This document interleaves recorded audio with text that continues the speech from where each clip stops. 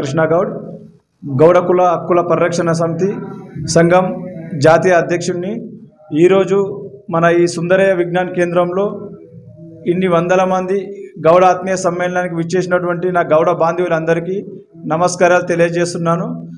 ఈ సంఘం ఈరోజు పెట్టడానికి కారణం ముఖ్యంగా ఏంటంటే గ్రామీణ ప్రాంతాల్లో ఉన్న నా గీతాన్నలకు సేఫ్టీ మోకులు వాటి వల్ల కొంచెం ఇబ్బందులు తలెత్తుతున్నాయని తెలిసింది।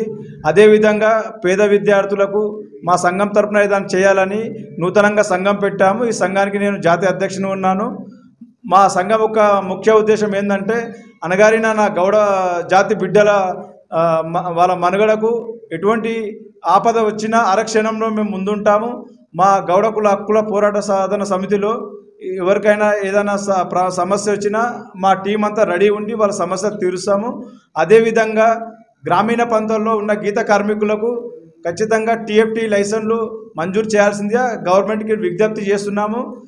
మొన్ననే ఈ మధ్య గవర్నమెంట్ ఈ మన సేఫ్టీ మోకులు ఇచ్చింది, దాంతోపాటు మోటార్ వెహికల్ ఎలక్ట్రికల్ వెహికల్ ఇవ్వాల్సిందిగా ఈ సంఘం గౌడకుల హక్కుల పరిరక్షణ సమితి తరపున డిమాండ్ చేస్తున్నాము। అదేవిధంగా మన గౌడకుల హక్కుల పరిరక్షణ సమితి ఈ తెలంగాణ, ఆంధ్రప్రదేశ్, మహారాష్ట్ర, కర్ణాటక, తమిళనాడు 5 స్టేట్లలో జనరల్ బాడీలు వేసుకుంటున్నాము। త్వరలో మా కార్యాచరణతో మేము ముందుకు వస్తామని తెలియజేస్తాం।